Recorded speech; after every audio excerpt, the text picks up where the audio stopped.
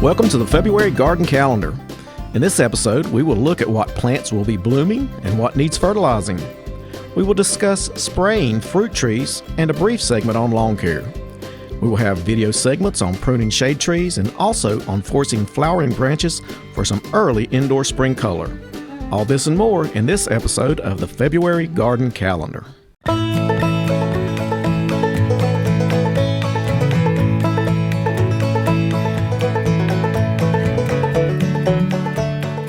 Plants in flower. Plants in flower this month, the month of February, are winter sweet, breath of spring, which is your winter honeysuckle, Lenten rose, which is your helleborus, daffodils, crocus, violets, Japanese flowering apricot, and a few others.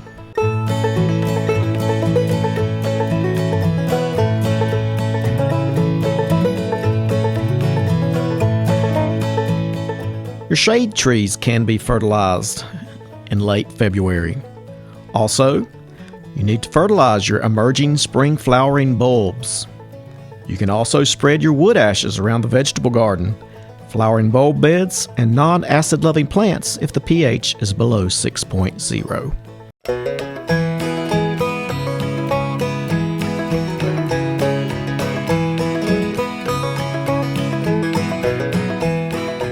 Many folks think that large shade trees need pruning because they are getting too big or because it is that time of year.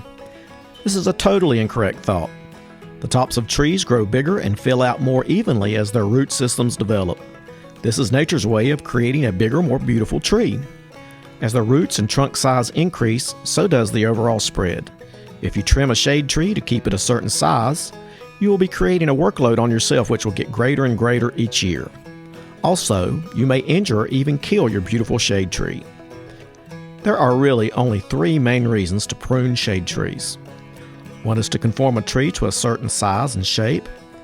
Examples here are to avoid power lines, to avoid growing into the side of a house, to correct misshapen trees due to whatever reason, etc. Another reason is to prune out excess branches which are rubbing together. And a last and probably most valid reason is to prune trees is to remove broken or dead branches. When you do have to prune trees, here are some important points to remember. Cut back to live, healthy wood, making the cut at a slant just above a bud that can produce new growth. Do not use wound dressings. Research has proven that these dressings do not prevent decay, and some of these even serve as a source of food for microorganisms which cause decay. At the base of each branch is a collar which contains a chemical zone which prevents the spread of decay into the trunk. When decay develops in a branch, it moves down the branch until it reaches this protective chemical zone. Once there, it stops and a callus forms after the branch falls off.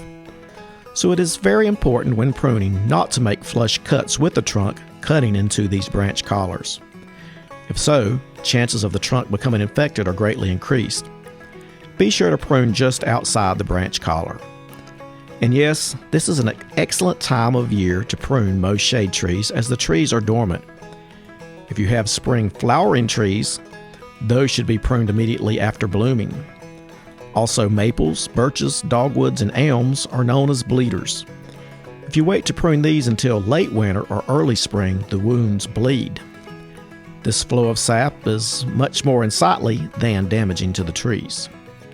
So good luck if you have to prune, but please don't prune just to prune.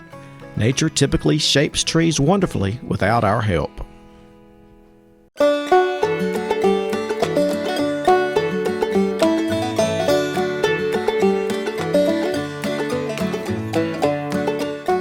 We can prune various things in the month of February. We can prune bunch grape vines the end of this month. We can prune blueberries late in February. We need to trim our ornamental grasses like liriope, mondo grass, and pampas grass this month. Cut back any overgrown shrubs. Prune fruit trees such as apples, cherry, nectarine, peach, pear, and plum, while dormant before the buds open. While pruning, remove leaves and clippings to prevent disease problems as well.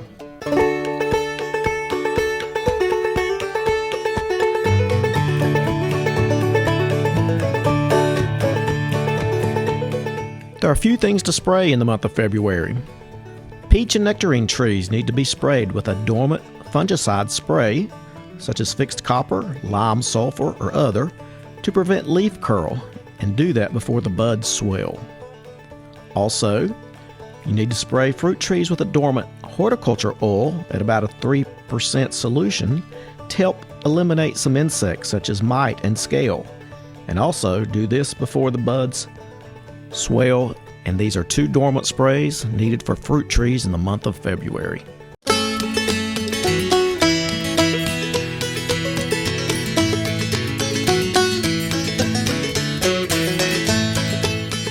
During the first week in February, you can start seeds of broccoli, cabbage, and cauliflower plants inside your home.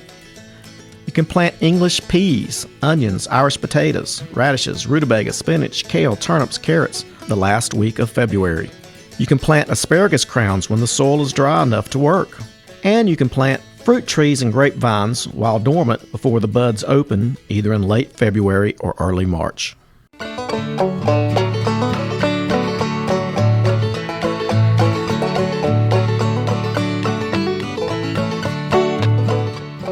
Trick your spring flowering trees and shrubs into thinking it's spring this winter and into blooming.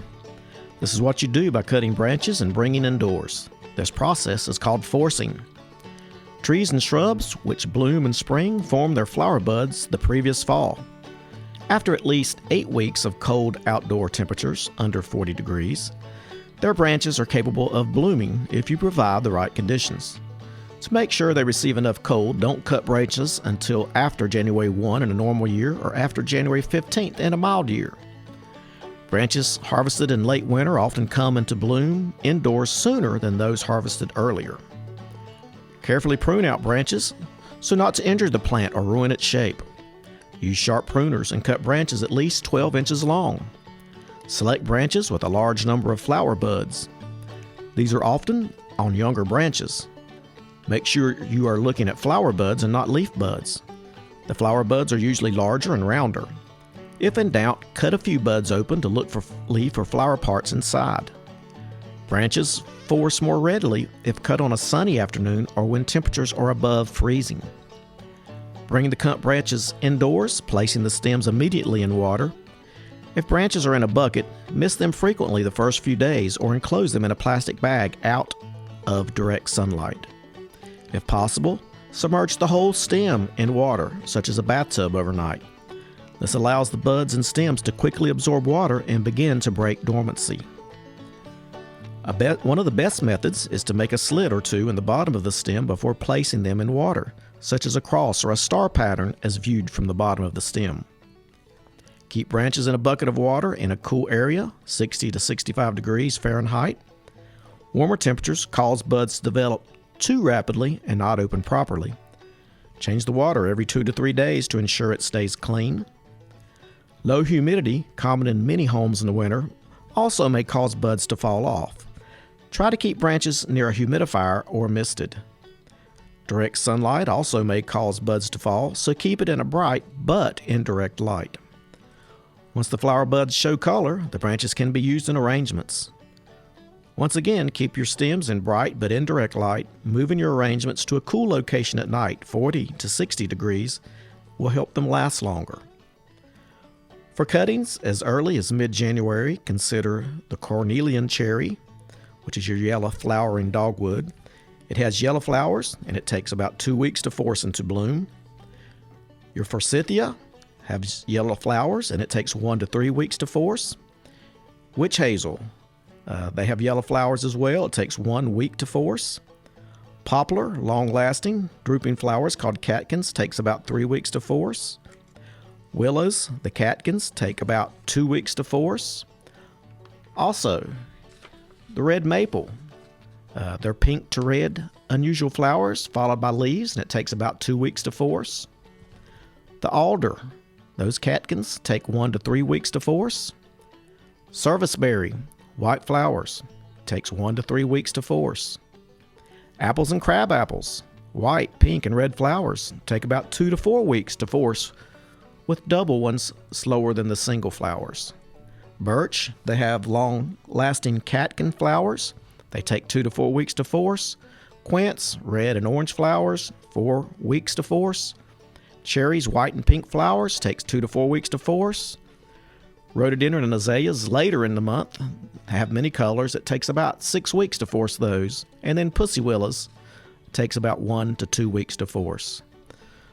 So cut various branches at various times for a succession of blooms and color indoors during our long winter. It's one way to help spring come early. So get out there and get to cutting some branches to force some flowers.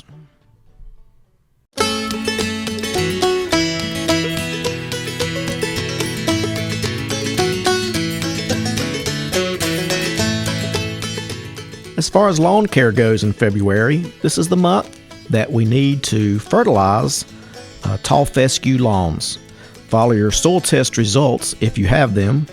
If not, you need to factor in a half a pound of actual nitrogen per 1,000 square feet.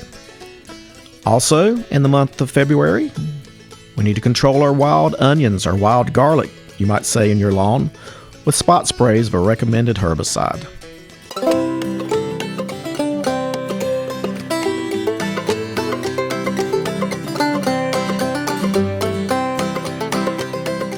Additional tasks for the month of February include dividing your perennials like daylily and Shasta daisy when the ground is dry enough. You can take hardwood cuttings of many landscape plants like crepe myrtle, flowering quince, forsythia, hydrangea, juniper, spirea, weigela, and others. They can be taken this month. Also, it's time to clean out your bluebird boxes. Also, develop a vegetable and landscape plan for your home grounds. It's time to order those strawberry and blueberry plants and other small fruits. Keep in mind, the 4-H Extension Plant Sale has these plants for sale, and we do select plants that grow well in our region.